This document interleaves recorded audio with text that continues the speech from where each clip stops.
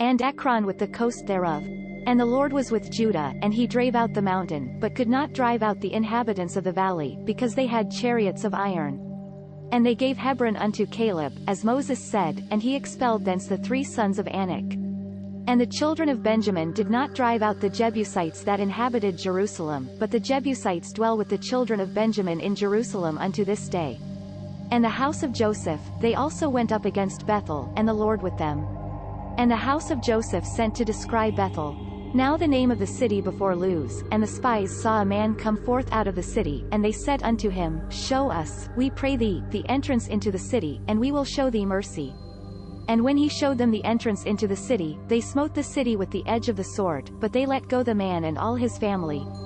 And the man went into the land of the Hittites, and built a city, and called the name thereof Luz, which the name thereof unto this day.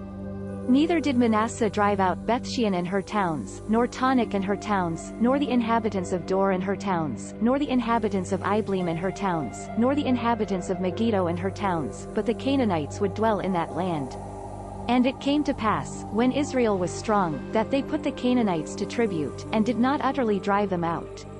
Neither did Ephraim drive out the Canaanites that dwelt in Gezer, but the Canaanites dwelt in Gezer among them.